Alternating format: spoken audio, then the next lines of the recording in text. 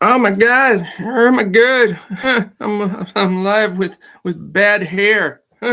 Okay, I think I got it under control now. All right, we'll see if it pops out again. Whew, get some wisps going. Oh my goodness! Anybody around? Nobody around yet? We'll see. I didn't really schedule this thing too far in advance. I've just been trying to find a time that I was ready to go live and ready to try out some stuff. I mean, ever since I went and found the fact that I can actually share videos on this thing, it's like, oh cool, what can I do with that? And so I found a video that I was like, yeah, I can EFAP that. We can see how that goes. Oh god. Yeah. Got more hair sticking out on the side. I gotta go get a haircut one of these days. One of these days, I got a coupon at Great Clips. It'll suffice. Oh, new hat, Hoof GP. I don't know if you've ever seen any of that show. I don't know why it is that I just love watching these hoof trimming videos, but it's like I don't know. I think the guy could also do some if for some reason his hand doesn't work like it used to because he went and he cut his hand when he was trimming a cow's hoof. If he doesn't heal up good, then he could probably go into either voice acting or voice narration. He could be like the next David Attenborough because that guy definitely has a voice for live streaming, and he does a great job. So yeah, I went and I picked up some merch in support of him because he was out off work for about a month. So I got a shirt too somewhere around here, but don't worry, I won't change shirts right in front of you. No, nope, nope, nope. All right, so we're going to be doing a live critique, a live critique of a comic. And I have no idea how this is going to go because it's not going to be like me just holding it up and, trying to show you pages and trying to point stuff out on there.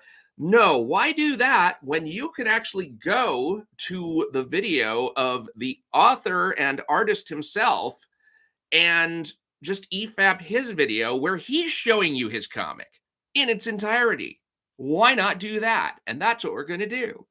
So let's see how this works. I'm going to try dragging this close to me and pulling this up. And I have no idea how this is going to wind up looking.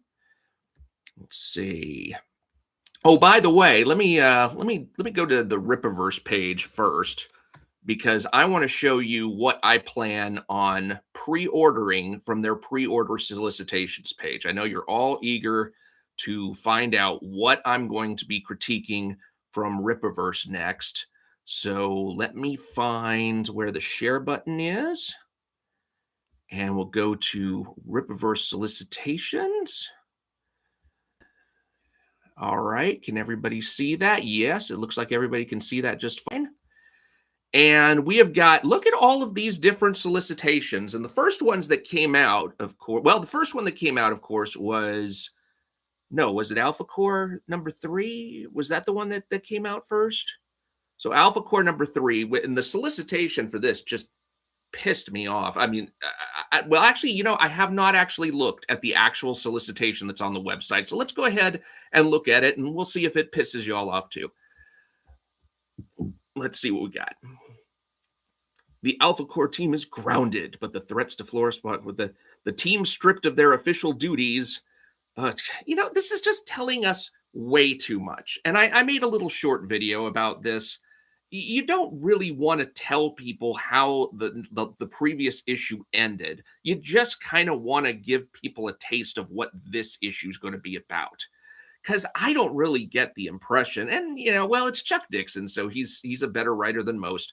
So he might have a long arc planned for Alpha Core, but I don't feel like this is necessarily leading up to anything big. I don't feel like the Rippaverse itself is leading up to anything big. I mean, my gosh. Oh shoot, is it not? Oh hell, I'm not I'm not showing the right screen. Okay, y'all should have told me. Let's see. Let's go back and share the actual solicitations page or the Alpha Core 3 solicitations page. There we go. All right, so we got the pre-order date. The reservation cutoff is April 1st, and the release date's going to be April 29th. And I haven't gotten my copy of Alpha Core number 2 yet, so I am not about to buy this without having read that first. I mean, I could care less about the fact that it's available now. If you don't put Alpha Core #2 in my hand so I can read it and determine whether or not I'm going to get your next issue, you can forget about it. I just don't care. And like, Merilith 2005 says, "Are you getting semen?" Yes. Have you heard about the Rippaverse's latest comic, Semen? All right, the screen's okay now. Good, good, good. Okay, let's see. Yeah, let's go. Let's go find that, shall we? Uh, okay, let's. Here we go. All right, back to that, and now let's go to. Oh no, let me open up the solicitation page first, and we can take a look at. Oh my god, it's so funny. Okay, here we go. Horseman #3 book pack. I don't want the book pack. No, not the book pack. Just give me the regular Horseman #3. There you go. God, why is it so difficult? I guess this is why Ethan has all the tabs up. Well, that was one of the things I always wondered because he was talking. Oh God, there's my hair going out crazy again. Ugh, get thee behind me, satanic hairs. Yeah, that was what I was wondering because Ethan was complaining about how his StreamYard glitches up and it he's not able when he has all of these tabs open, it glitches up because it's trying to buffer all this memory and stuff, and so he winds up freezing like every few seconds. And he was wondering why the hell that is. And I'm thinking, well, why do you have to have so many tabs up? And now I think I know because I'm looking at the tabs that I've just had to open now, and it would have been a heck of a lot easier if I could have just switched between these two. And I guess StreamYard probably makes it easier for you to do that. I'm just doing this from, Microsoft Edge tabs. All right, let's see if we can get Horseman #3. And we've got 4 covers for Horseman #3. Let's take a look at the first one. First one, we've got, oh, look at that. It looks like those, what do you call it? It looks like there is those bat creatures or something. Are those the same? Are those the same ones that were fought in Welcome to Florispark? Because it is interesting if for some reason those are the same ones, but I don't know. Too little, too late. Gang enforcers kick indoors is searching for the vigilante who dared strike first. But that looks like the gang that he was fighting when you opened the book of Horseman Welcome to Florispark. That looks like the gang from the opening pages. Is that what that is? Ugh. So yeah, I mean, I already quit reading with Horseman #1 because I was just too flabbergasted by the way that Horseman #1 ended. I just couldn't take it. It was like they cut off in the middle of the battle scene that started. Why? I mean, all they had to do was like go one more page to show, or even show one panel fewer, and they could have, they could have salvaged everything. But well, speaking of salvage, why don't we go back to the Rippaverse solicitations page, and I'll get to what I was trying to show you in the first place. I need more caffeine. I feel like I'm starting to wind down, and I haven't even started yet. All right, where is the freaking?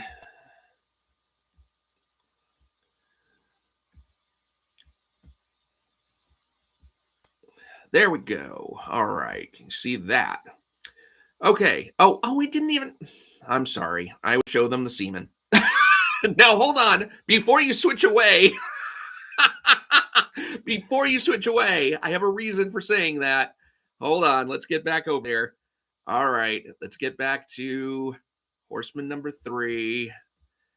Let's get back to Horseman #3 because we got to show them. We got to show them the semen. All right, cover D. Let's just skip straight to cover D. Look at this.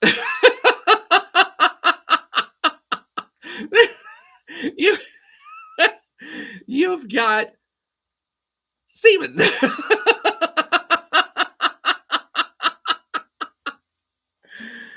Yeah, and Shane was on fire the other day. He was talking about how, it's like, look, the guy's got semen coming out his butt.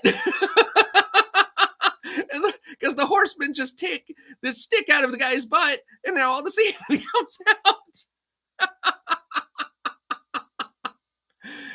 Oh God, that was funny. Oh my goodness. Okay, all right, enough of that. Enough bodily fluids for one day. You didn't come here to see bodily fluids. What did you come here to see? You came here to see first, I think, what it is I am going to. God, black screen again? When is it doing the black screen? I mean, was it showing you a black screen the whole way that I was showing you um the Horseman D cover? Like, let me go back to that. Let me just see if that works again, or does it work at all? This one. Okay, so when I'm looking at this, I see everything. Can you see everything? Is the screen okay now? Talk to me, people. Talk to me, please. Yeah, okay, so yeah, all right. So you can see the semen cover now. How many times can I say that word in one live stream? I hope no more. All right.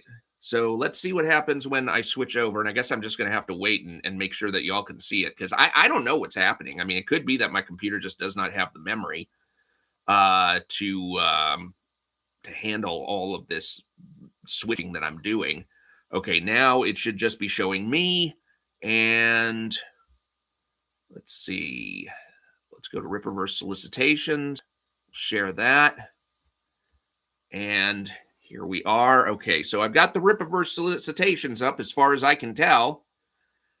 And could be that maybe I have to, instead of just switching over and going over to that tab, I have to stay on the YouTube tab. Maybe that's why. So anyway, what have we got? We got Alpha Core number 3. We've got the Horseman number 3. Yeah, there's too much semen in the computer. I'll have you know, I'm very clean. So Alpha Core number 3, we got the Horseman number 3, we've got Yaira, Frost and Ruin. That one is written by Eric July and Carol Brown. That's actually not written by the Soska sisters, because I don't think he can afford them anymore. You got Salvage Lethal Force. That's the one shot that's continuing the story from Ripazine number 1, and Sersha number 1, which is continuing the story from Ripazine number 2. Now, which of these do you think I am going to be doing next? The answer is none of them. I am freaking tired of this company. I've just gotten to the point where I don't need to deal with this crap anymore. I don't even want to be bribed for it. So I'm not saying I'm quitting them entirely, but nothing on this. I just went and I reread my Ripazine number 1 and my Ripazine number 2 so that I could see if there was anything about Salvage Lethal Force or Sersha number 1 that I actually wanted to read. And the answer to that is no. So forget about those. I'm going to be just sticking to the stuff I've already got, and that's already on the way. That does not mean that you won't be seeing any more Rippaverse reviews from me, but it's going to be on the material that I actually have ordered, and there are quite a few things of those left, because you've got Alpha Core number 2, which I'm still waiting on. You got the Detention Crew number 1. You got Norfrica number 1, and you got Ripazine 5 and 6. So you're looking at least 5 comics of Rippaverse reviews coming, but I've also got about 16 different comics to review that are not Rippaverse. So I hope to try and get through some of those, because that would be nice for a change.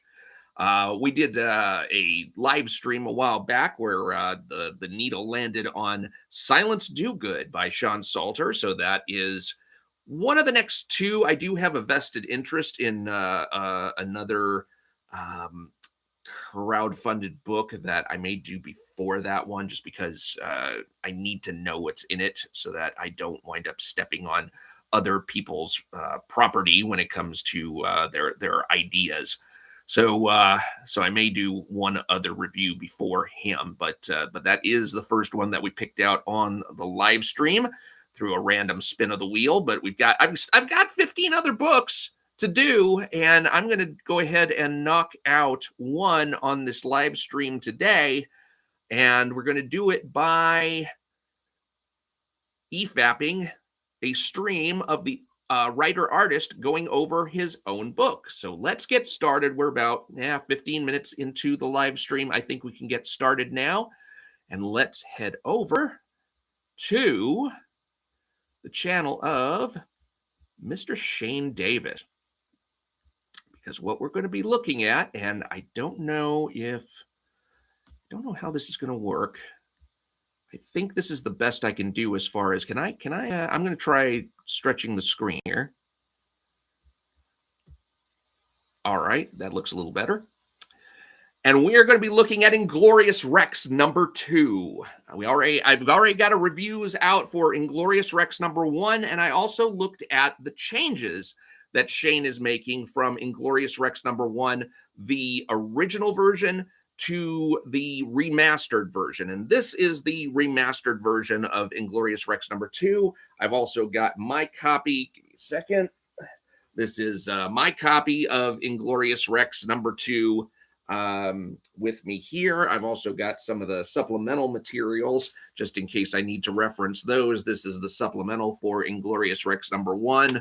This is the supplemental for Inglorious Rex #2. I know I'll be referencing this at some point, but I'm going to go ahead and we're going to go and EFAP this live stream because I think it was pretty interesting. I have seen this all before, but I do not remember any of it. So this is about as close to just commenting on it fresh that we're going to get.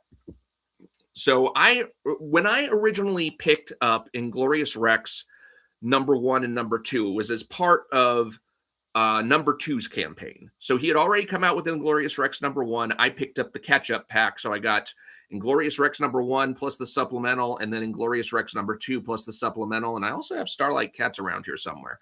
So when I get my second copy of Starlight Cats, I'll be reviewing that too.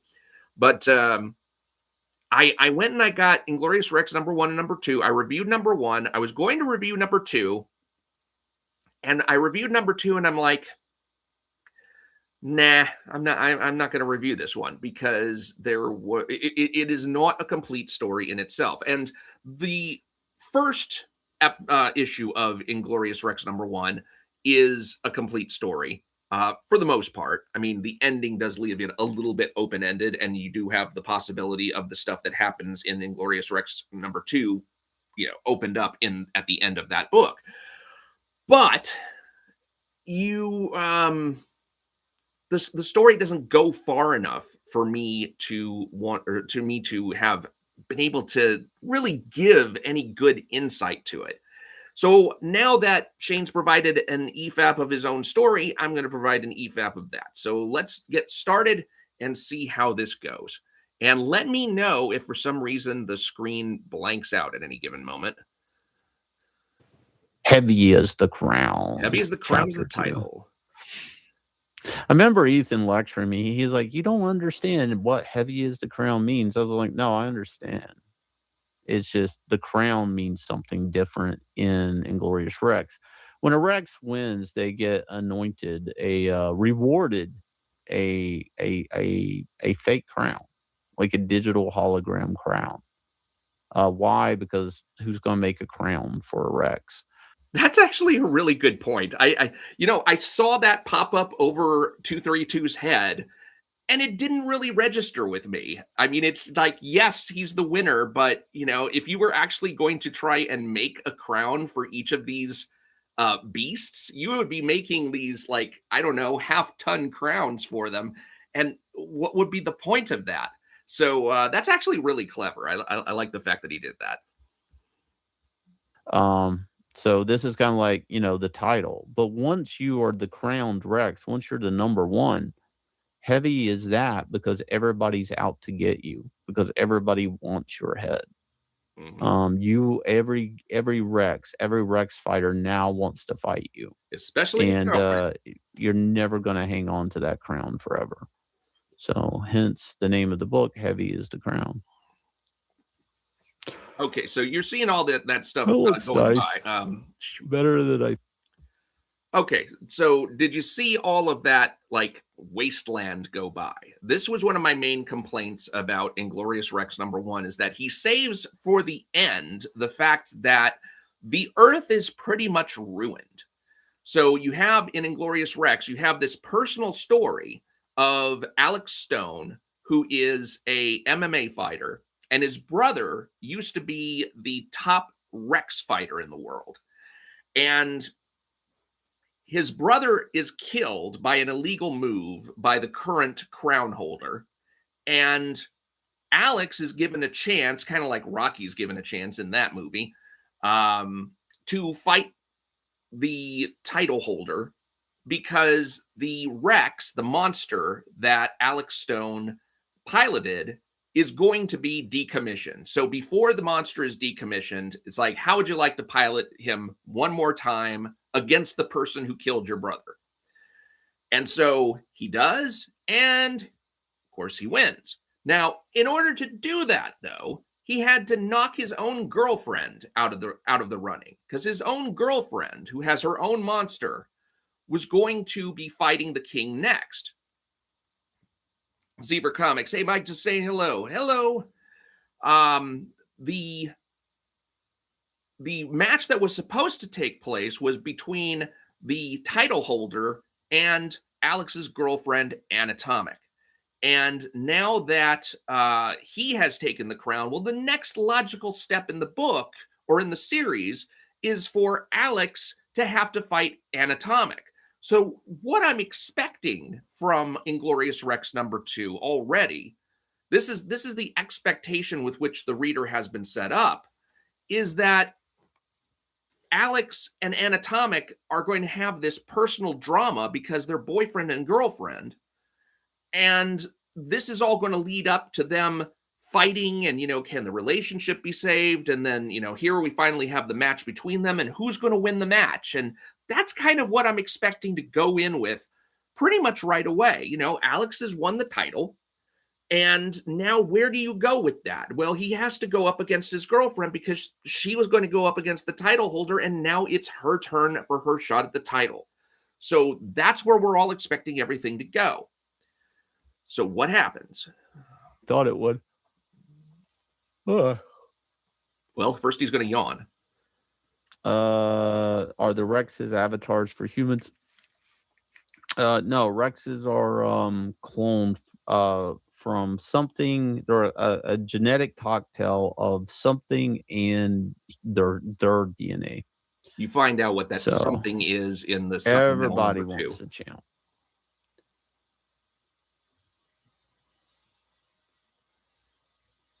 Yeah.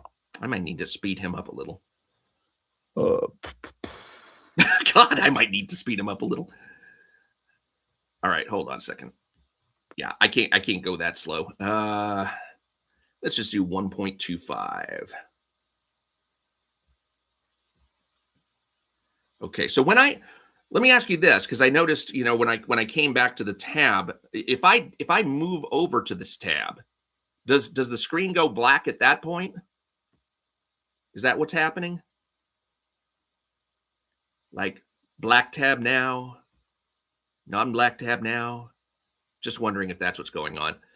Okay. We shall see. The vial come from the earth, but were they naturally there or buried there long ago? They come from King Vial. The Vial are the monsters that exist outside of the city. This one city is like the last city. That's what I didn't make clear. This Ark City that the humans are in is like the last city on Earth. Okay, J Beyonder says I'm good now, so hopefully it'll stay that way. So this Ark City is like the last human city on Earth. Everything outside has been destroyed. Everything outside the planet's practically been terraformed for the monsters, and there are these giant monsters lurking outside. That Campbell says this critique is, I only just started, man. I only just started. I'm just trying to get set you up so that you even understand what the book is about. Oh my God, you're so quick to judgment. Well, what if I was like this? What if I just looked at a book and judged it? So, so oh god, now we're on. So see, you threw me off my game. Like I have game. Uh, so basically, all that we know of surviving humanity is within the city that that Alex is defending, and well, he's not even really defending it at this point. Right now, all he's doing is just participating in these sporting events because the sporting events allow the creatures to develop new abilities, and Shane will get to that in a little bit. But one of the things that I had to complain about was the fact that, okay, you kind of buried the lead. I mean, it would have been interesting to know up front that the world is in this completely devastated state because it's a real downer to find out at the end that okay, here Alex has had this personal victory, but if you look outside the dome and you look at the world, at the wider world is just, completely devastated. Nobody's outside living in that atmosphere, in that world, in that ruination. And it's like, well, crap, was any of that worth anything at all? So that is what I would have led the book with. I would have led the book with the fact that, hey, the world's been devastated. We had these alien invaders or aliens erupt from the ground and they've taken over the world and they've reshaped the atmosphere and we can't survive except for in this city. But within that limited scope, what people have to do, the only thing that gives people hope is their sporting events, and frame the whole thing in terms of that. Because otherwise, this is just really a comic about sports. And, I'm not big on sports. I think people will understand who King Bile is in Inglorious Rex 3. King Bile is the main monster from which all the other it should be pretty apparent. All right, so here's a little flashback. Oh, it's a baby. Baby 232, Nate Stone and a young Alex. So here we got a flashback, basically. Again, I end this scene on a center composition.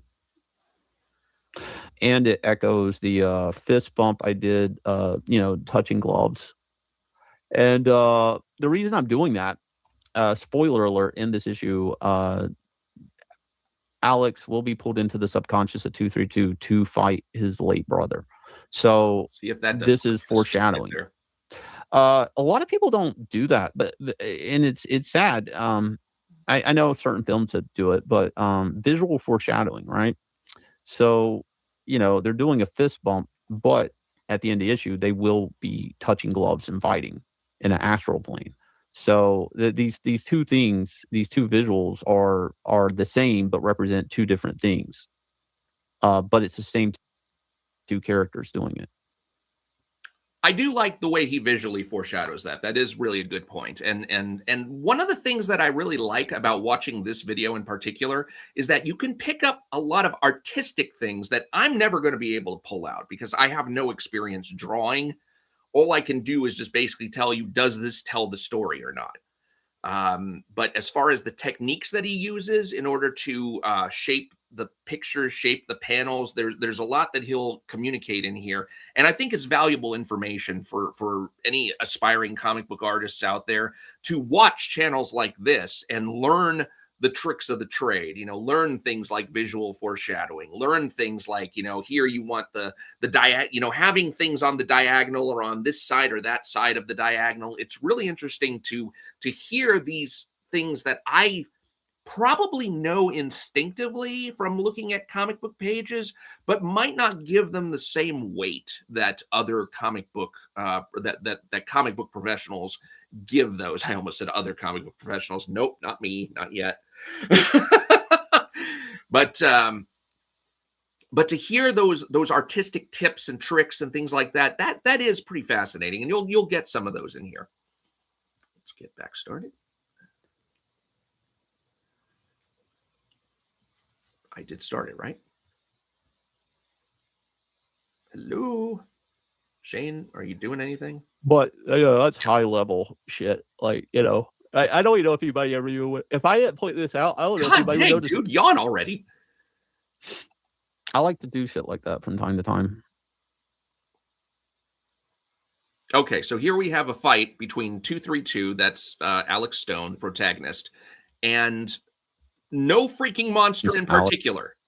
Okay. What have we done here that, honest to God, is wrong? We backed up. We backed away from the story at hand. And this to me is like the first critical mistake that Inglorious Rex #2 makes. And the first time that I ever saw this, that it was blatantly done, was actually Spawn #2, the bridge between Spawn #2 and Spawn #3. I don't know if any of y'all go back that far, but at the end of Spawn #2, you had Spawn encountering the Violator for the first time. And I don't know if any of you are even remotely familiar with Spawn whatsoever. But when Spawn encounters the Violator for the first time, the Violator is just in his short little clown, goofy looking look. And Spawn, helps him as far as, I don't know, maybe he's being mugged or something. And so Spawn gets rid of the muggers.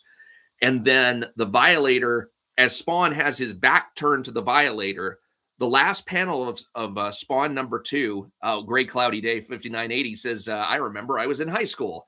Yeah, that's how old we are, isn't it? Ah, um, so Spawn #2, very last page, you have Spawn with his back turned to the Violator, and the Violator morphs into his monster form. And he's like, oh, come on, guy, have a heart. And then you're expecting, when you turn the page, when you open up Spawn #3, what you're expecting to see is the fight begin between Spawn and the Violator. And this is where this knockdown, drag out fight is going to start. And it's not there. It's not there. It's like Spawn is like standing there and he's like, hey, where'd the funny little guy go? And I'm like, are you freaking kidding me? You just broke all the momentum in your comic right here, because now you're going down some sort of stupid, I don't know, side quest fluff material to bring us around to the point where you're actually going to have a fight between your protagonist and your so far main antagonist. You're not going to give us what we're expecting right away. And the problem was that the delay was so artificial. Gray Cloudy Day says, yeah, it takes a little bit before we get to the fight. Yeah, it takes a whole issue. Spawn #3 is like a complete excursion into where I guess Spawn is like going back to find his wife and finds out that he can transform into a white guy. Spawn is actually a deceased black character, and then when he comes back, the devil gives him a white body to inhabit. So when I encountered that, it was just like, oh God, never do this. Never set up your audience with expectations and then artificially delay those expectations. You should start going into the meat of the story, and then you can come around to whatever else it is you needed to say. Great Cloudy Day says, Todd wasn't a good writer. He had, I don't know how much of his stuff I actually read, because he did Spider-Man 1-5 and probably some more of that. And it wasn't bad, but you could tell that he was relying mostly on his art to get everything across. And like Dan DiDio says, and I think this is really valuable, art will get you into the story, but the writing is what has to keep you. So yeah, when McFarlane was doing his writing, he wrote up through, didn't he write up through issue 7? And 2 of those issues was just, like a god awful fight with one of Overt Kill, one of Rob Liefeld's creations, and it was just kind of like, okay, all right, fine. It's just a mass shoot 'em up kind of thing. But then he brought on like all of these different writers, Alan Moore, Neil Gaiman, Dave Sim, Frank Miller, and then finally he got back around to writing the book himself. Of course, by that point, the book had already gone off in like 3 or 4 different directions. So yeah, but Spawn #2 really just kind of broke things down to a halt, made us go down this side path, and then finally we get around to the fight between the Violator and Spawn in issue #4, and it was just kind of torturous. And that is the impression I get here. The other comic book series that did that, More recently was Heroes in Crisis. I don't know how many people read that, but that was by Tom King. And who was the guy who drew that? I actually met that guy one time. Um, I forget. Clay Mann. Clay Mann was the artist on that.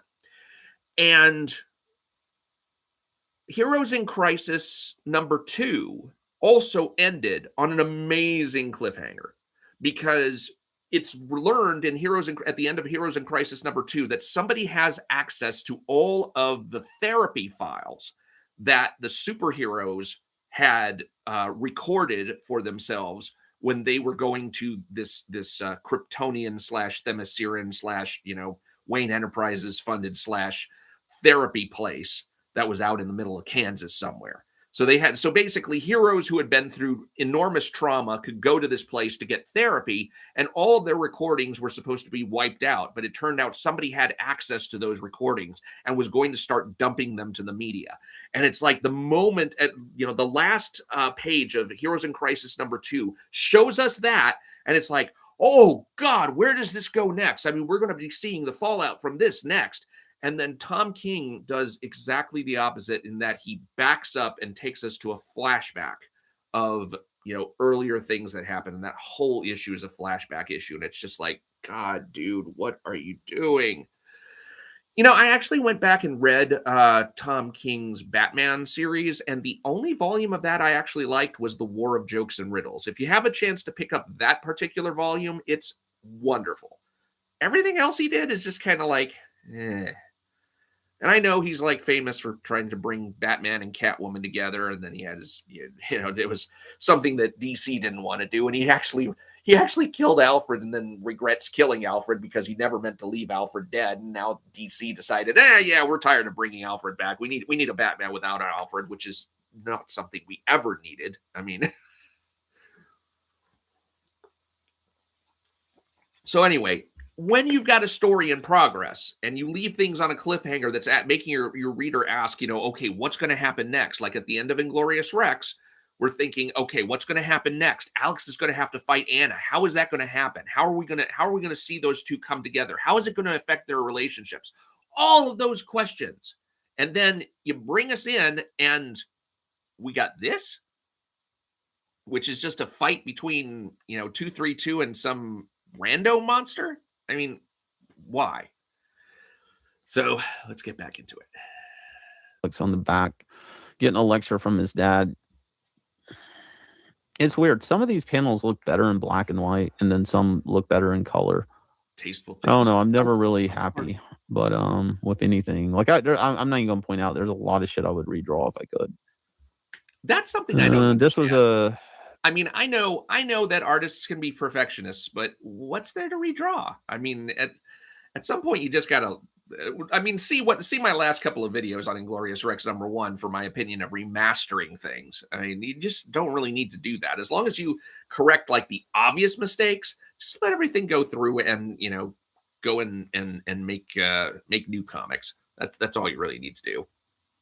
I don't know how much time he kind of wasted on trying to spruce up Inglorious Rex #1. A quick page of exposition. Actually, I think I did really well with exposition here to the viewer. And this is one of these things where it is repetitive, but it's a new issue, and I do feel like you need to catch people up. But there's also been a time jump. So, there we go. He goes, my name is Alex Stone. I am a Rex pilot. Only the best fighters get granted Rex access. Having your DNA spliced to create a giant monster clone of yourself. Your neural systems are laced together. We fight for sport. Our goal to evolve. Okay, two things. Number one, he is right. He does do a good job of catching people up on this. But the other thing is, when I saw it said, we fight for sport, our goal to evolve, I wanted to throw the book across the room. Tasteful thickness. No, that is not George Floyd. No, this character is Little T. The Little T is he is the organizer of the entire Rex championship fighting league and whatnot. He's the guy who basically he's the Don King, the promoter. He's the manager. He's the guy with all the money that creates all the Rexes that that actually runs the city. I mean, this guy is really the top dog in the city. But I was just like ready to throw the book, throw the book across the room when it said, "We fight for sport, our goal to evolve." Because one of the things he shows in both Inglorious Rex #1, and he's going to show it in the next few pages here, is that these monsters have a pretty good chance of dying during these matches. And you don't evolve from dying. Now it is revealed later that he's got this resurrection thing that can bring monsters back better than ever. So there is that. But it's not something that's commonly known to everyone. And it appears to be kind of a new process that he's trying out for the first time. So the idea that the goal is to evolve, it's like, what the, how does that, how does that, how do you evolve unless you win? And unless you don't die. So if there was a rule in place saying, okay, you can't kill the opposing monster, that would make sense then, because you'd have the losing monsters evolving better abilities and coming back maybe in a later year, and then trying to win out. And these monsters, by fighting each other continuously, can get better and better and better. That would be an evolutionary driven sports thing. But if all you're doing is like getting into the ring and maybe it's going to kill you, the way that they expected 232 to die in the earlier book, then there's no evolution going on from that. It's like, you got to make things make sense within your framework that you are developing. The Tasteful Thickness says, so he's Darren Fontano. Yes.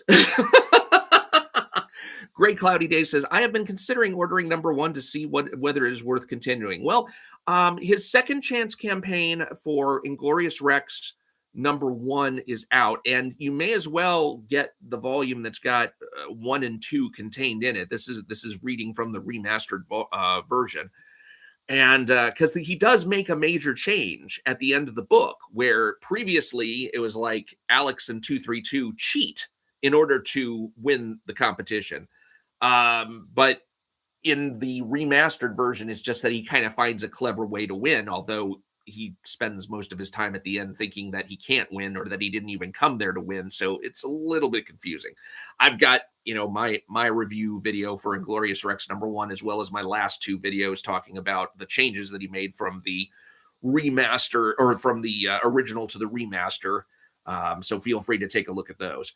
But yeah, if you're gonna get into it, honestly, I would almost say,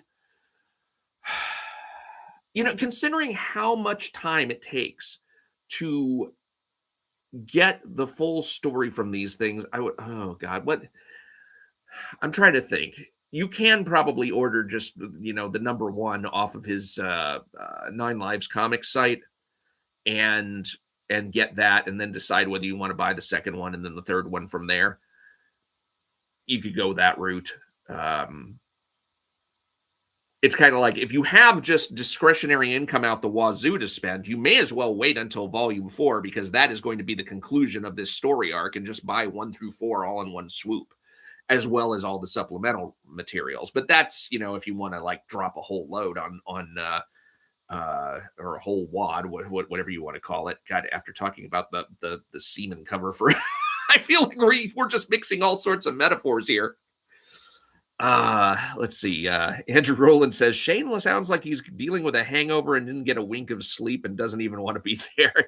Nah, it was a late night live stream. That was definitely for sure. And he was going through the painstaking process of checking all of the text captions to make sure that all of the dialogue was pointing in the right direction, that all of the, dialogue arrows and everything was right, that there weren't any text errors or anything like that. Let's see. The Tasteful Thickness says, I want Inglorious Rex in the Cyberfrog slip, the Cyberfrog slipcase. I don't know if you can get that. Great Cloudy Days says, I was thinking the same thing as soon as you said semen. Yeah, we're all talking about the Horseman cover, where the HOR in Horseman is covered up, so it just says semen. Oh God, how do they manage that? I wonder if there's still time to fix that. I hope there is. As much as Rippaverse is suffering right now, I don't really think they need own goals like that.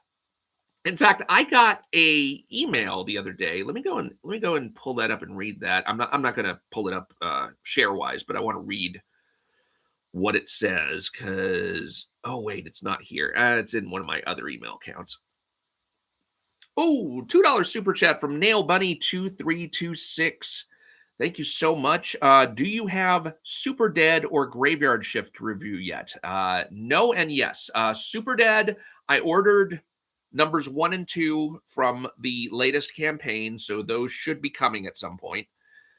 Graveyard Shift, I do have the entire series in hand, including all of the supplementals. So at some point, I will be looking at number 1, but it is not this day. In fact, I was actually thinking about running today as a bribe stream for Black Riding Hood. But the problem is that I know I will be getting Black Riding Hood as part of the Rainbow Brute Second Chance campaign, I think.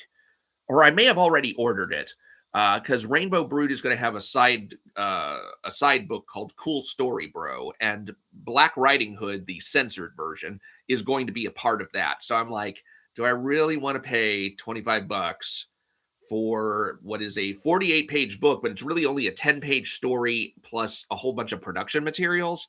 Don't really want that. Let's see. Nail Bunny 2326 says third supplemental of Graveyard Shift is the only story that isn't crap. Well, I don't know. I haven't read any of them yet, so we'll see about that. I know John Malin comes from like the Rob Liefeld school of writing and drawing. So who's to say that well, I don't want to prejudge these books. I just I've seen Rob Liefeld stuff and yeah. Let's see. Tasteful Thickness says Rainbow the Brute versus Larry Shungite crossover. When Hell Freezes over, I'm sure. Larry Shungite. God, I still can't believe that the Saska sisters managed to write a short story about him and make it as as uninteresting as it possibly could have been. That's just amazing to me. So let's see. Okay, so we're looking at little T here. He is the big dog in Arc City. We are all puppets, and little T's the guy pulling the strings. I'm piloting my late brother's Rex 232. Through impossible odds, I won. I became Arc City's champion. That's the joke. I have no control. 232 does not obey me at all. And then here's where I do a little bit of juxtaposition. I cut in with the commentary. Citizens of Arc City, once again. Okay, notice they just killed the freaking monster. How do you evolve from that? Yeah, if the point is to evolve, and 232 isn't doing any evolving, that's one of the problems that we encounter later in the book. How does that monster evolve? That thing's got to evolve a new brain at this point. Your champion, Alex, 232, and they're like, and he's like, epic. And then we go back to Alex. Everyone sees 232 as the reigning champ. I am their hope. The hope that I can defend the city if it ever comes under attack from those things outside. And that's another thing that drives me crazy. So you've got these monsters, right? And they're supposed to defend the city against outside attacks. And you just saw one monster kill another monster. You killed one of the city's defenders. What are you doing? Why are you wasting monsters like this? I mean, you should be enacting whatever protocols are necessary to preserve these monsters so that they can defend the city if the need ever arises. What if a whole herd of nonsense?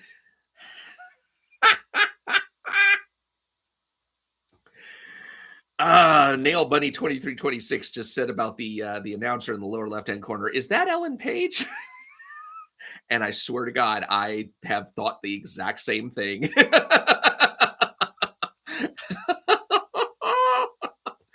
Yeah, I caught the resemblance as well. Oh goodness. Oh God, what a tragedy that was. Let's see. And then we got, you hear that, Mickey? The crowd is absolutely in love with 232.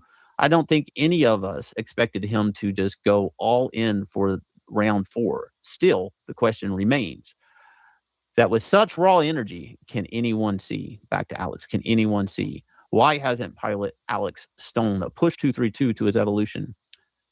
That I have no control. And then we cut to Anatomic. And then back to the commentary. Will Little T, with Little T running out of Rexes for 232 to beat down, will we see the long-awaited return of Anatomic before her Rex gets decommissioned? So in that 1, 2, 3 pages, I recapped the whole book 1, and with this montage here of Little T applauding, and but I'm also explaining that Alex over here, that they have to flush the lines. I did change this. He goes, "Damn it, Alex, what the hell are you doing?" He goes, "Dad, he won't listen. Bastard won't do a damn thing I'm telling him to." And he goes, "You're telling me this now? I got to flush the neural system. Let him take control." "No, don't. Let me try." And he goes, "I have to." Somewhere I changed this. I think it was like he said something else. I said, "No, don't. Let me try." Yeah, what he changed there was he just added "let me try." Otherwise, it was just "no, don't." Right, that's new. I don't know what Alex said before, but I wanted Alex to assert himself in the decision and take it away from his dad, but his dad's trumping him on this and saying no. It And then his dad literally says, "I changed. got to do it, son. I can't let this go into the ultra round. Turn your control over to 232 and let him win." Well, anyways, in these 3 pages, I basically recapped. Quick mention about the ultra round. The ultra round is round 5, and that is where the Rexes are supposed to. And this is the other thing that doesn't make sense, right here, is that they're supposed to unleash all of the kinetic energy that they've built up during the match on each other in like one blow. So they'll like touch gloves, and then they'll like hit each other with one blow, and it usually, I think the expected result is that it's going to kill the lesser of the 2 Rexes, which again is ridiculous if the point of the Rexes is number 1 to evolve and number 2 defend the city. Recapped all of most of issue 1, what you need to know for our main character in issue 1, and leading into the doubt that Anatomic's having and what she's seeing. And maybe she's the only one that actually sees what's going on with Alex. But I did all of that without giving you a flashback. And that's a lot harder than it looks, you know. And I'm not just telling you information. You see, I'm passing the ball around the exposition between the commentary to the dad to Alex. And I do go into a monologue with Alex. But even in the monologue, I then start passing the ball back with interruptions from the commentary. And cut back to him, the commentary. But you can start seeing Anatomic, and she represents like, I don't know, the doubt in Alex, like I see through the bullshit of it, because you can't bullshit a bullshitter. I'm a Rex pilot. I know what I'm seeing. And I know you. I've been dating you for years. Like, she represents in a lot of ways that ex-girlfriend that knows the real you type. Even the tasteful thickness says, "I know those bony protrusions. That's doomsday." I bet there probably was a little bit of influence in there, but one of the things that Shane brings up is like, hey, I managed to do all this without flashbacks, which is a good thing. I have to say that he did pull that off very well. The only problem is that it's giving us a lot of bare facts about what happened back then in the context of a fight that really means nothing. So, what can he have done otherwise that is going to bring us up to speed with Alex and Anna that could have, on one hand, informed us what had happened before, while at the same time getting us into these particular characters' heads and relationships. And one of the things that I know exists from Inglorious Rex #1 is the fact that sometimes Rexes are around just for sparring. And so why not have Alex and Anna talking about the events of Inglorious Rex #1 while they're sparring and training for the match between them to come. So that way we're building towards that story. We're in that mode of, we were asking ourselves the questions, where is this going? How are they going to wind up getting together? And one way they're getting together is through training and sparring against these other lesser Rexes, so that they can, while they're discussing, what is going on that happened in the previous issues, we can get, an idea of fighting and seeing what Rex combat is like, and going through all that. Because right here we're getting a lot of his perspective, but the only perspective we're getting is, what it apparently is supposed to be communicated through a look. And the fact that Alex is asking the question, can anyone see that I have no control? Well, apparently she's the one who's able to see that he has no control. Ha! BTM reviews. What's up, Dave? Who the hell is Mike Partika? No, you're not in goody two shoes camps now, are you?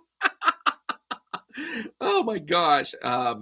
Nail Bunny 2326. I thought 232 was a Kilowog. Yeah, there's probably some influences from that too. Oh goodness. Let's see what else we got here. No, they're not split up like that, but she's kind of the undeniable truth. Like, you can lie to. They're not split up like that. Is he referring to their relationship there? Because I think they kind of must be split up, because we're talking about how much time has passed. I almost want to say at some point he mentions that it's been a year. Scorpio 8903. Hello.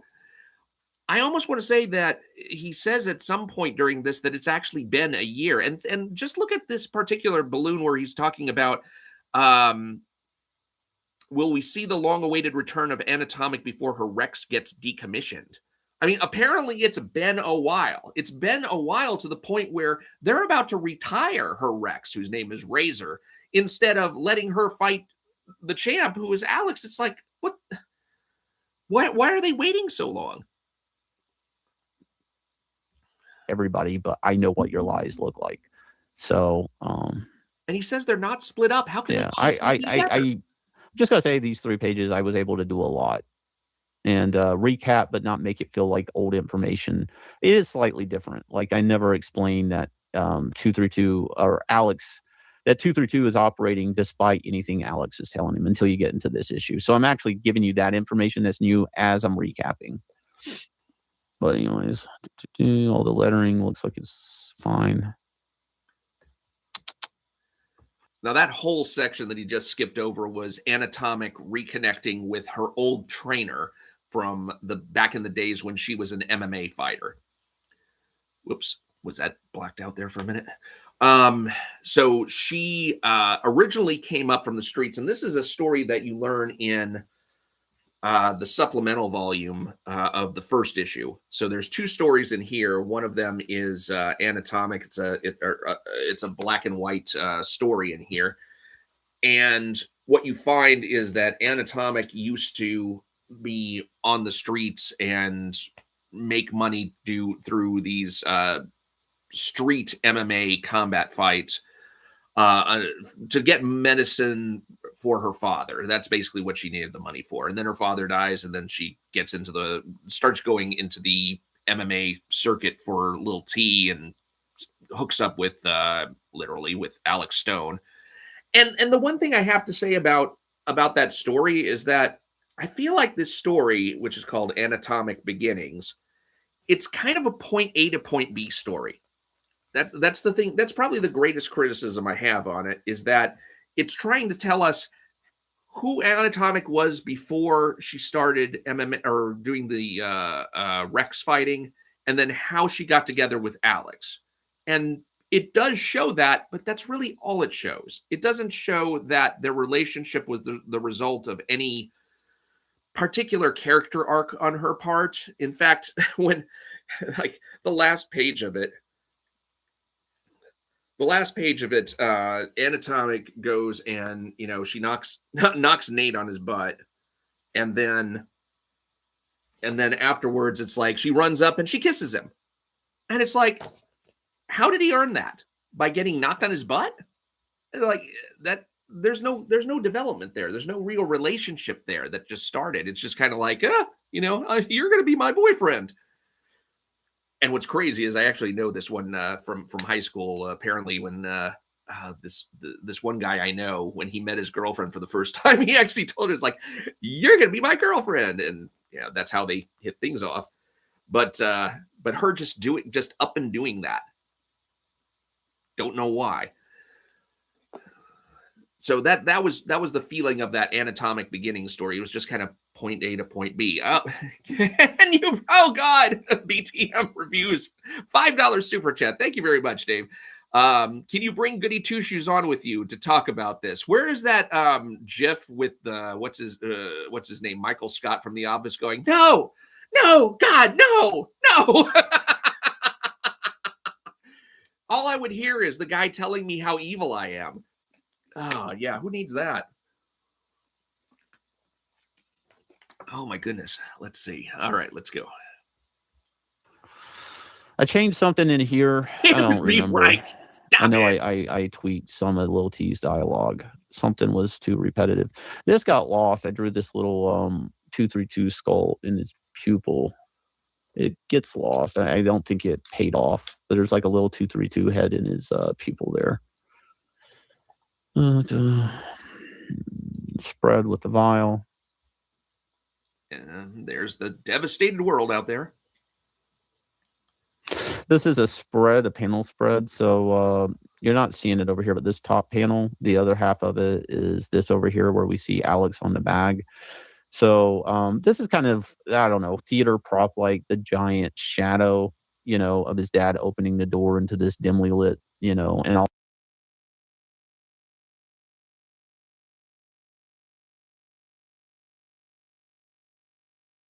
I still committed to it. But the reason I say it doesn't work is the comic tells don't go to the shadow. Like, and that's the problem. In a movie, you just hear, his dad's voice. And this is one of these tricky situations where the shot's good, but the anatomy of comic lettering and tells and stuff like that start to fuck with things. He's right in a way. Here's the thing. What makes the shot look less than it could be is the fact that you're looking at his fat dad. That's his fat dad's shadow. And that's not a very imposing look. I mean, it's like Peter Griffin walking in on the scene. you're not getting an imposing figure there in the doorway. That's the problem. The problem is not that the tail is going to the left. The tail, it's just that you chose to show the shadow of his overweight dad. I mean, that's basically what it is. I mean, it's not bad. I mean, it's not, and especially since it's a panel spread. So let me show you what it looks like in the actual book. What do we got? What do we got? What do we got? Nope. Went too far. Okay. So here's what we're looking at. So you can see that you've got this, and then it comes all the way into this panel. And I guess I should go ahead and stop sharing for a second. There we go. Okay. So you can see how you've got Alex over here, and then you've got the shadow, coming over here. And that is kind of a big damn shadow, considering how small Alex is. I wonder if Shane actually did the math on that, because that looks kind of freaking huge. It almost looks like his dad is a fat Rex. I actually have seen things where yes, the Nail Bunny 2326 is dad's got that junk in the trunk. I've actually done the math on some of that stuff sometimes, because I remember when ISOM #1 came out, and I think what happened was they were shooting at Yaira up in the sky, and you could see Yaira's silhouette on the ground, but I was looking at the silhouette and thinking, that silhouette is too small for how, considering where she is in the sky, or maybe it was too large. I don't know what it was. The other thing was the parking spaces That's a true for Avery and Santuan. You know, Chris or no Cliff Reeves, Cliff Reeves, Cliff Richards, Cliff Richards is that his name? Yeah, Cliff Richards. He my brain just completely futzed out there. Cliff Richards went and drew these parking spaces on the ground and had Avery and Santuan standing on it. And I'm like, are those motorcycle spaces? Because those are not big enough spaces for a car. You will not have a person taking up that much room. And then, of course, Cliff Richards has another panel where he's drawing the parking stripes going right up against a building. So, oh my goodness. But yeah, this page here. Oh, let me get back to it. I gotta share it again, and I can close some of these these other things. Let's see. Let's get rid of the Ripiverse and Horseman solicitations and get back to the good stuff. Here we go. And in this shot, like what really sucks about this shot is how that tail goes off panel. There's nothing I can do because it can't be captioned because he's talking. The other problem with this type of shadow off panel word balloon thing that happens in comics is technically sound balloon or word balloons have no gender. You can't hear a man's voice, you can't hear a woman's voice, and an off panel balloon, unless you reveal who they are.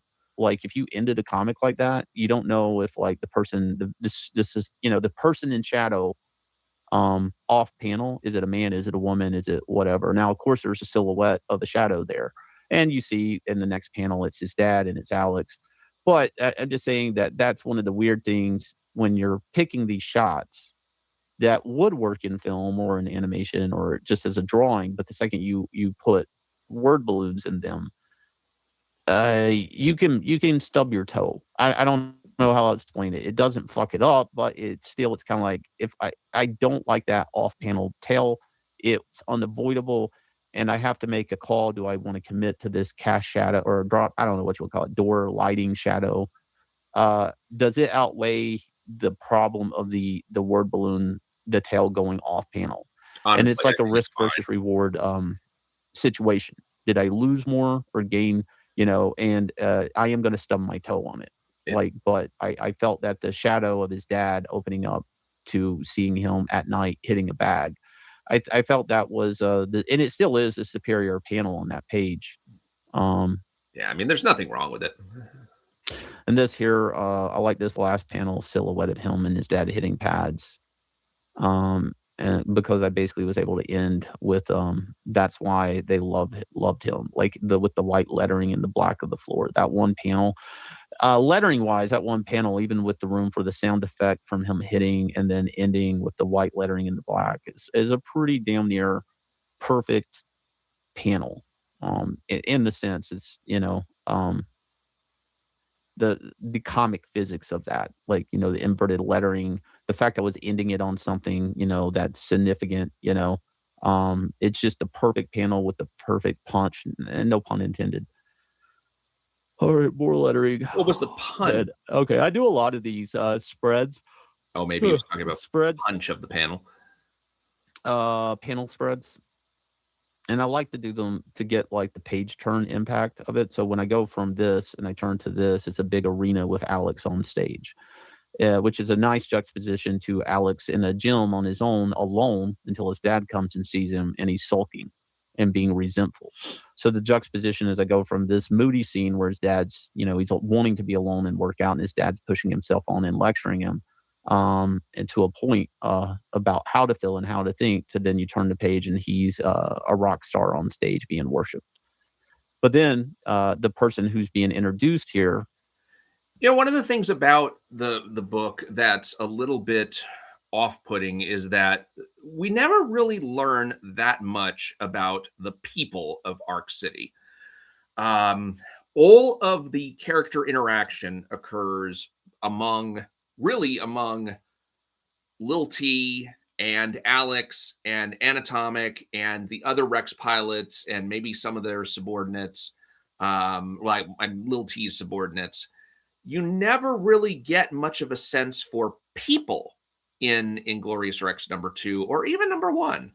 It's like who are the people of Arc City and why should we care about them? That's one of the things that's really interesting because Alex talks about, I'm the champion of Arc City. I'm the people's champion. They love me because I'm going to defend the city. But is the city even worth defending? Is that something that we even care about? If all of humanity that we've seen so far were to get wiped out, would that even matter? Because #1, is there some other city that's out there somewhere? Is there some other city that is possibly another last bastion of humanity that could survive even if Arc City doesn't, or is this it? That's something that's never actually established, and I wonder if that's on purpose, just so he can leave that open and say, oh yeah, there's another city, and we're going to do Inglorious Rex to go issues 5 through 8 will be about going and finding out what's going on in the other city. But really, the people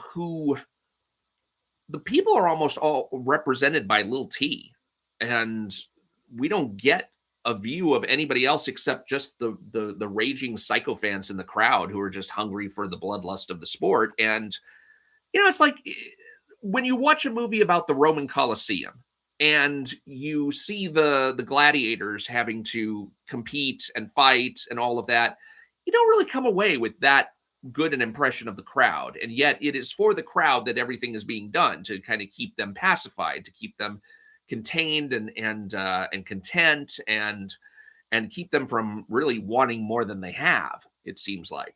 So, because there are slums in Inglorious Rex number that are revealed in the supplemental material, because that's where Anatomic comes from. But it's like, why should we care about the people such that once they are eventually put in danger, it matters to us that Alex and Anatomic are there to head over to head out to distract the monsters away. Why do we care? So that's just the point I wanted to make there. Again, like his dad, who has an opposite of opinion of what Alex does, where his dad's telling him basically Alex feels bad for lying, to everybody that he's living a lie, that he really isn't winning these fights. And his dad's trying to, get him to think the way he needs to think for his survival. And that's that, the city looks up to you and the lie is more important than your pride. And we need to keep you and 232 alive and just you need to go with it. So his dad's kind of doing some mental manipulation here. And So his dad's not even really a likable character. I mean, I hate to break it to you, but he's really not. He's there. He's kind of there. You kind of know that he cares, and you expect him to care. And he's playing these head games, sure. But what is it? What is it that's supposed to connect us with the dad? That's something that I don't really understand. I never felt like the dad was as much of a sympathetic character. In fact, going all the way back to Inglorious Rex #1, you had the dad talking about how Nate never listened to him, or not Nate, Alex. Alex never listened to him. It's like, well, how is that? Because Alex wanted to be he wanted to be a Rex pilot like his brother, but after Nate got killed, his dad didn't want him to be a Rex pilot, so Alex didn't become a Rex pilot. So he did listen to his dad, and yet somehow they're estranged still, to the point where when Alex actually comes around to inform his dad that he's going to be, taking 232 and piloting him in a Rex fight against the guy who killed Alex's brother, he's like, he's saying, well, what have you been doing lately? And it's like, well, I won another fight. It's like, oh yeah, that's good. It's like, okay, so you're a detached dad who I guess is still grieving the loss of his son, and now here's your chance to reconnect, and you're doing kind of a lousy job of it. And even after Alex wins, it feels like they're still talking past each other, like this relationship still doesn't exist to the degree that it could. And I just don't see a way into the dad's personality to make me want to have an emotional connection with him as well, considering that he's such a prominent character in the book. I don't know. I feel like there should be something else about the dad. Like maybe the dad could be the link through which Alex and Anatomic are still communicating somewhere, somehow. Because it doesn't look like Alex and Anatomic have been speaking at all for like the past freaking year, which just blows my mind. So we're going to see Alex and Anatomic interact in just a little bit. This was also a thing I liked is the way these are gun sunglasses from volume 1. So Alex is now basically the guy in leather glasses with the little T's top fighter sunglasses, leather coat. That goes back to all the way in issue 1 Oh, I'm getting seasick. where Gunn calls him out wearing glasses and a leather coat. So basically, through all this, Alex has, whether he knows it or not, became the thing that is that Gunn was the person he hated. He's not him, but he is pretty much him to everybody else. Again, that goes back to heavy is the crown. So again, kind of like with the fist bump thing, I'm playing around with visuals and these are like, I don't know, like foreshadowing, but they kind of go in my thought process of Gestalt. Like these are things that you as a reader, maybe you start picking up on the subconscious level. And I'd even did a reflection panel with Gunn where he sees, I think Anatomic and Alex's reflection in the glasses. And instead, I do the crowd. It's a reflection, the city. And again, this is coming off the lecture of, it's the perception of the city, speech that his dad gives him. So anyways, juxtaposition, we open up to this new scene where everybody loves him, even little T's hyping him up. But the one person, like the dad who interrupts his scene, he gets interrupted in the original, this spread before this from his dad in his solitude and sparring or hitting the bag. And now he's getting interrupted in a public setting that's positive, and he's guilt-ridden. He gets interrupted. How is this positive? She's basically calling. Let him explain it a little more. I do remember this part a little. With Anatomic, but he gets interrupted in living his lie. He gets interrupted with the truth, which is her saying you don't have control, and she's announcing this truth to everybody around him. So in a weird way, she is presenting his conflict, but she's also presenting a little bit of a resolution here. And this lie and this truth is actually bringing these two back together. It's a very interesting play here I'm doing. Come on. A little bit more. In a way, she's actually offering him a rope. He's drowning in this lie, and she's throwing him an out. She's giving him, but she will be perceived as his antagonist, and she is. Don't forget that. But she is. We can't forget that because that's the only thing we see. BTM Review says, "Why is this happening, Mike? Why this live stream?" This live stream's happening because I couldn't really find anything interesting about this book to actually review on a regular video. Yeah, I don't know where Shane gets the idea that we would have any perception of Anatomic throwing him a lifeline for this. This is like all we see is her interrupting his moment as, hero of the beach. And he's not you can tell he's shocked, but he's not doing anything about it. He's not going to do anything about it. It's not like he's going to come clean. And that would be like the horrible place for him to do that anyway, because if he were to like reveal that he has no control over the monster, what is the crowd going to think? So she's actually just basically doing this for what? For what reason? Other than to put the spotlight on herself. That's what it comes across as. The only thing this comes across as is, I'm Anatomic, I really want my shot at the title, and I'm going to do anything I can to capture the attention of Lil T so that I get my shot. There's no sensation here where Anatomic seems to be positively contributing to Alex's state here. And I mean, this is one of those problems where the writer knows what's going on, but the readers don't. And sometimes it takes someone else reading your book to show you, okay, here's what I'm getting out of it. If you're thinking I should be getting this too, it's not happening. And this is one of those key scenes where that just because the only thing that we've seen about Anatomic at all, the only thing we know about her at all is the fact that she got kicked out so that he could have his shot at the crown, and now he's got the crown. So what does she want? What is the only thing that we know that she wants? The crown. She wants to take the crown from him. So why would we interpret this through any other lens than that? Oh, BTM Review says, no, I mean, why is Shane doing this? Aren't things supposed to be put out there for the reader, watcher, or listener to interpret? Well, he's showing he's having to go through the book in order to check the dialogue. And while he's doing that on this live stream to, I guess, keep himself awake while he's doing that, he's explaining his thought process going through there. But I was kind of surprised that he put this out there because, I mean, this does show Inglorious Rex #1 and #2.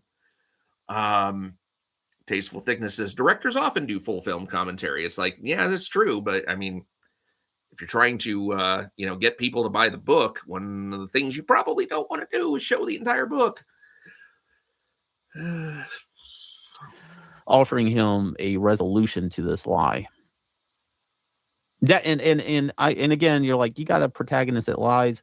Yeah, I do. I believe protagonists aren't perfect. I don't like perfect protagonists. Yeah, you had a protagonist that He's cheated. not wanting to go along with the lie. So that's actually what keeps him from being the villain. Now, if Alex was like, oh yeah, I'm lying about winning these fights, let's keep it up, then he's villainous. The fact that Alex is his dad and for the sake of 232 not being decommissioned, he's having to go along with this lie, and he it's rotting in him. It actually makes him redeemable. And I believe redemption in a character, if your protagonist has I don't know, a redemption arc or something, a character growth, I feel like they become more organic and they and they make them more believable, and that's kind of something.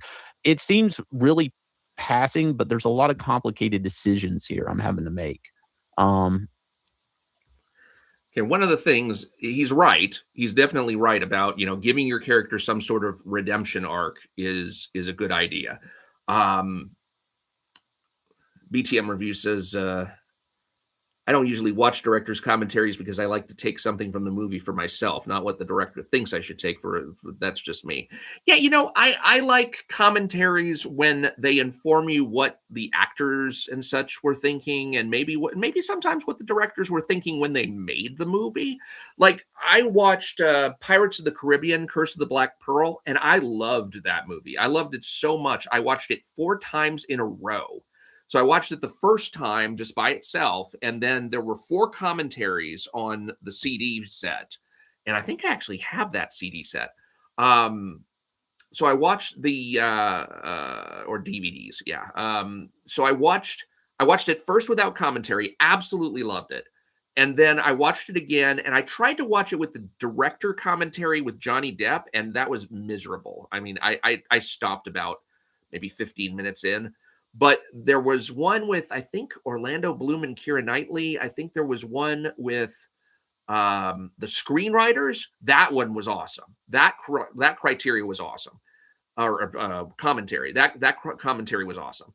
And then there was another one. I forget who it was with, but I watched it with 3 different commentaries, and it does give you insight into the making of the films and what people were thinking as they did certain things, what lines they changed, how the improv might have affected the films on the fly. There is a lot of information in there. And sometimes, yeah, it's kind of like when you find out what the song lyrics actually are, as opposed to what you've been singing all this time, that you might be like, oh, I didn't know the lyrics are like that. That kind of changes everything for me. But I myself would rather know than not know. But when it comes to the kind of information that goes into what makes the movie, I do enjoy that sometimes. Okay, where are we going on that? Okay, Shane, start up again. He's having to look at every one of these dialogue balloons and check them out to make sure that all of the pointers are going. I'm looking at the chat. And now he's looking at the chat. Okay. Come on. Still got a good portion of the book to get through. Yeah, guys, you should probably read this. Drain Davis. What did I do, Beowulf? Why are you calling me Drain Davis? Do we agree with Beowulf?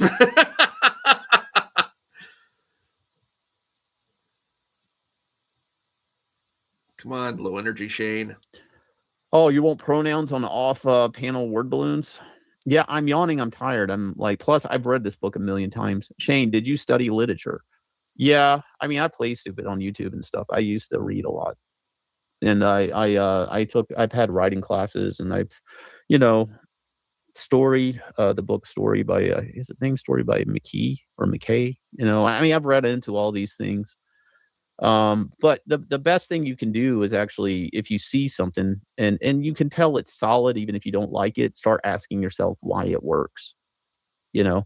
But, I've always said Alex is kind of like, if I had to do a rough metaphor of Alex, Alex is a guy that gets in a bar fight and finds himself in a war outside the bar, like an actual war, recruited into a war, and then finds himself to be the war hero. So I've always had the character start off with like personal revenge and open him up to a bigger cause, you know, type thing. So the character kind of starts off with like a bad attitude, chip on his shoulder, very driven. But then you find out there's a lot of reasons he's like that.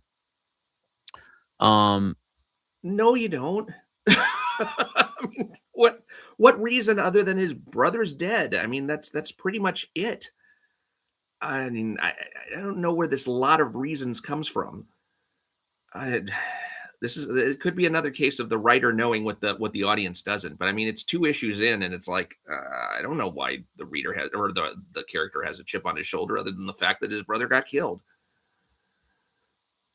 Ugh, I keep hitting the wrong things. but just like in issue 2, he's not comfortable with being looked at as a winner when he's actually not winning these fights. When he actually cheated to get the crown, yeah. Of course, he changed that later, but still. You start to actually see, well, this guy actually has morals, you know. And also, it's real important when he doesn't take Gunn's life in volume 1. That's a very important reference to like that he does have morals. There are lines that he won't cross, or things he can't live with.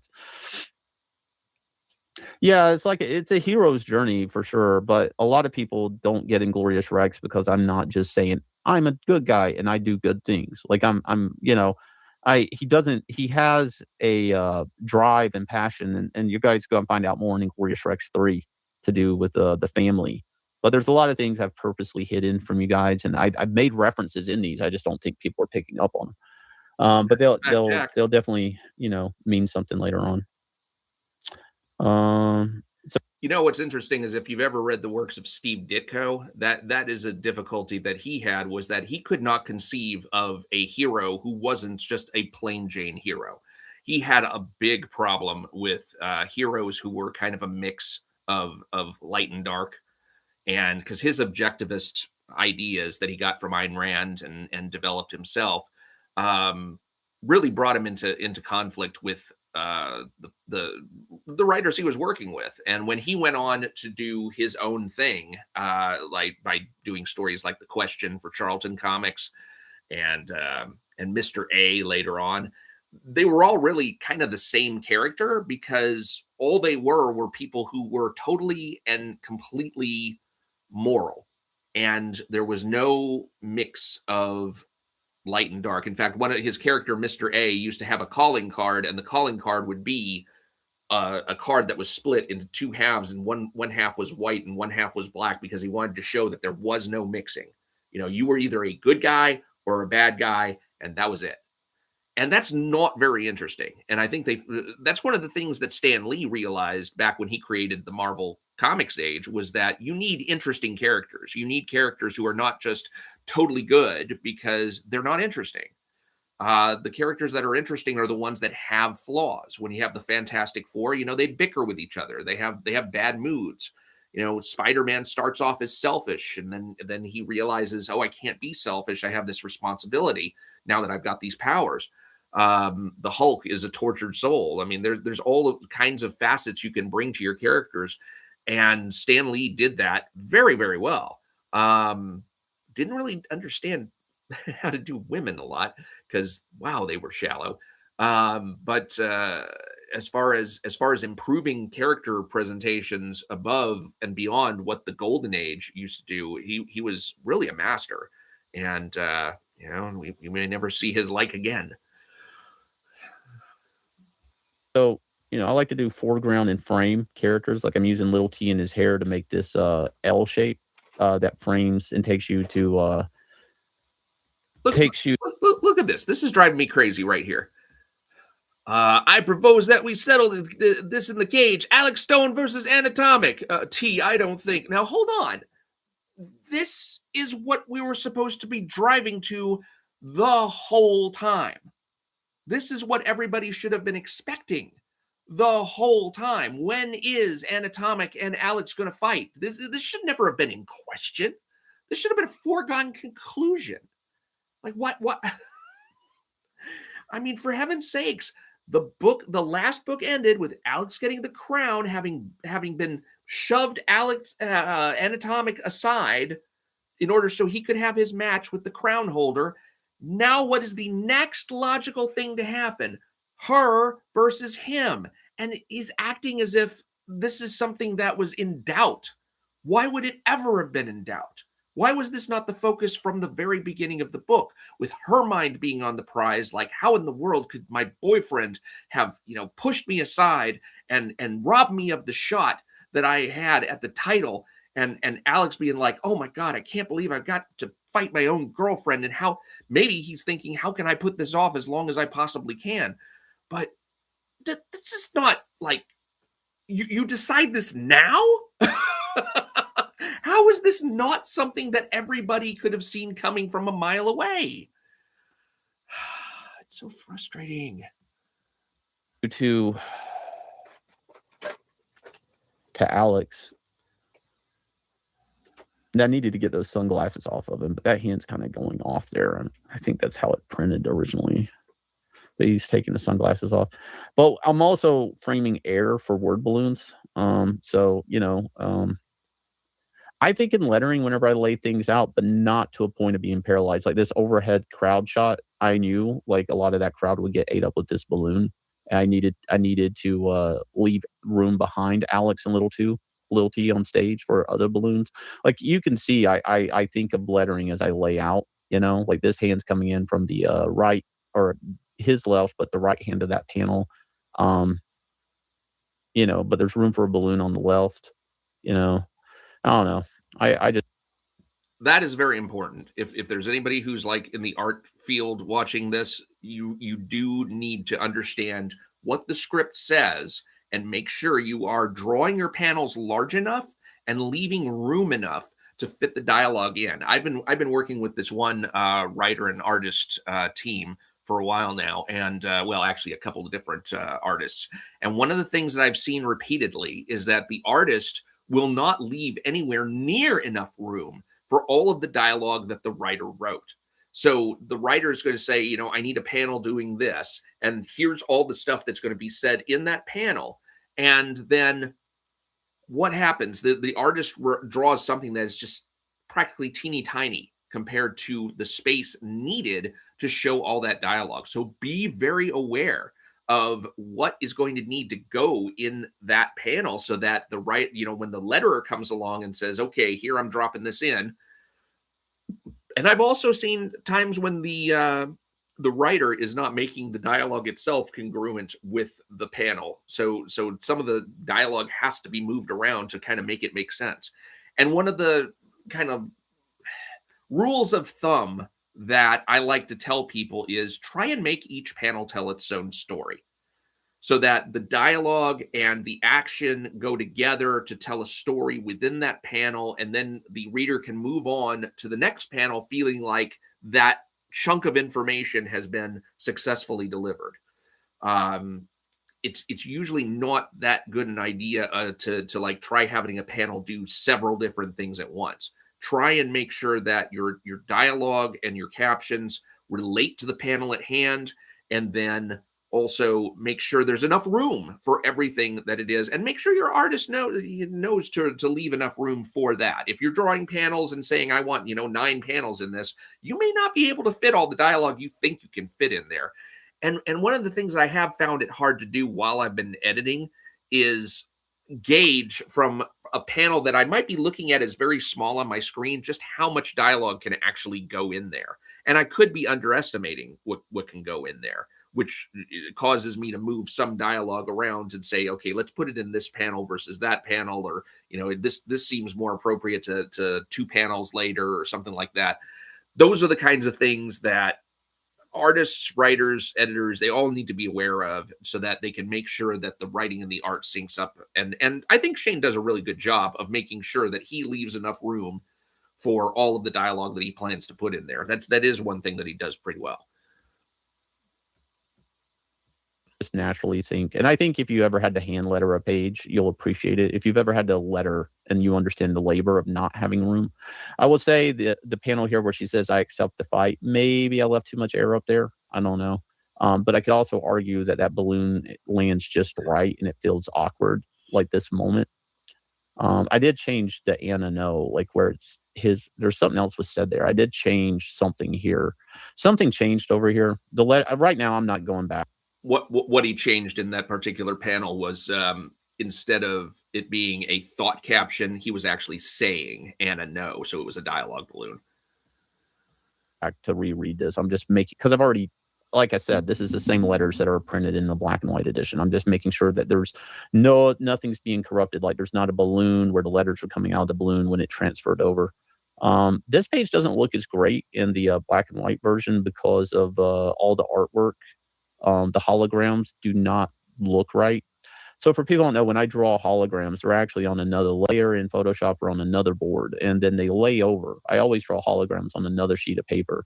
That way, when they get composited in colors, that the line opacity drops, or the lines just turn to color lines, and they look like they're emitting light.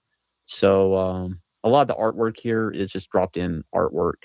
But one of the things, because people that haven't read this will know, but Gun and Rune come back, right? You don't know that at this point, but if you'll notice, I think there's a reference to him in the lettering. Yeah. These two fighters have a bit of history together. Last year, Alex Stone jumped in front of the girl Anatomic, of his girl Anatomic, in her title fight against Gun, for her title fight against Gun. Let me read that again.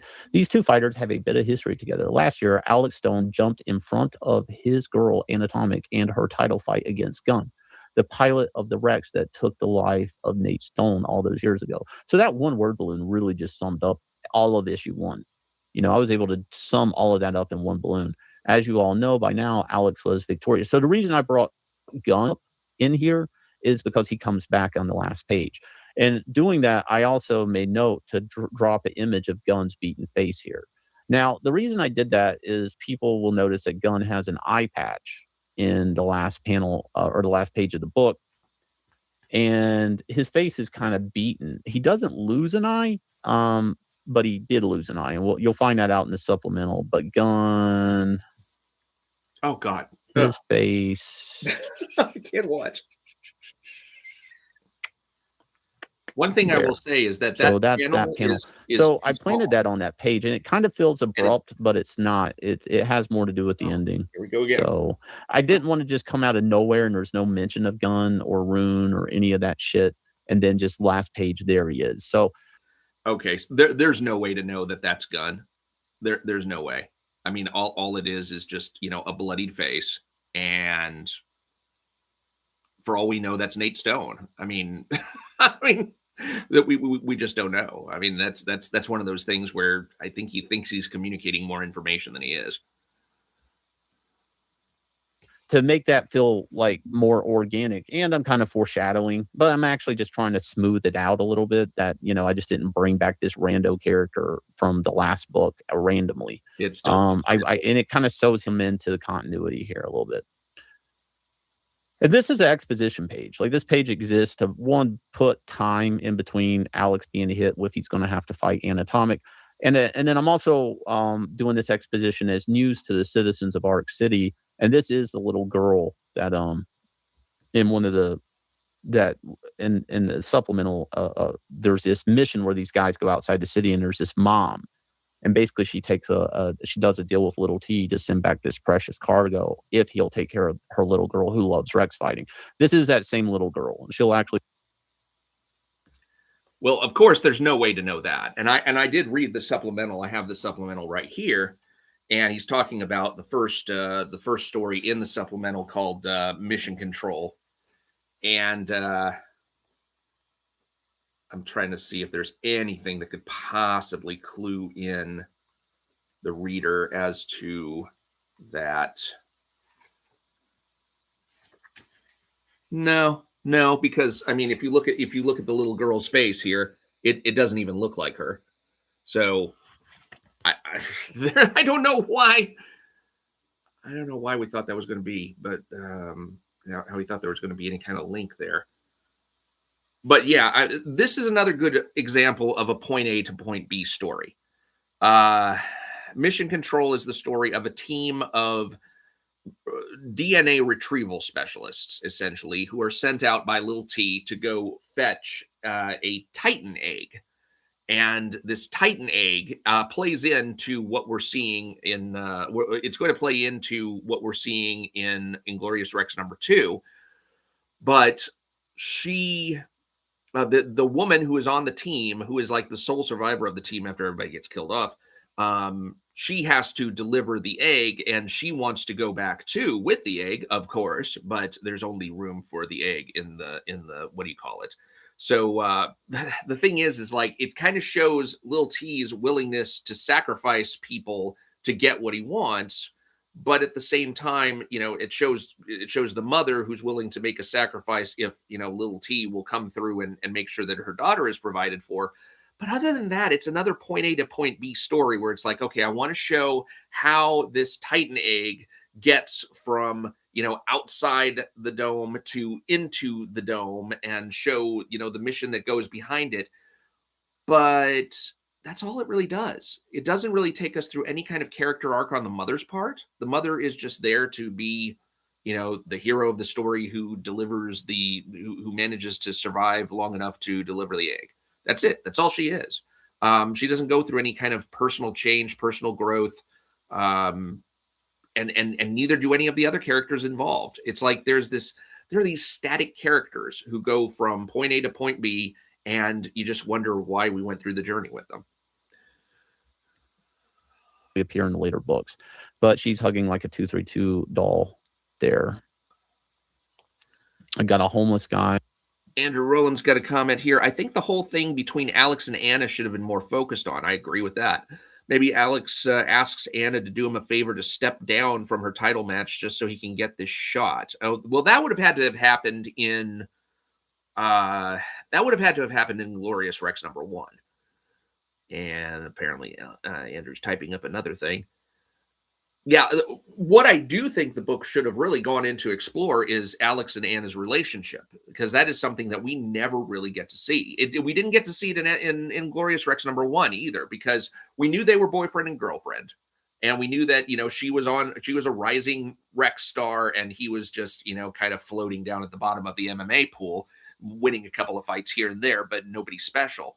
And when he gets his shot at the crown, the only reaction from her is, you're going to get killed.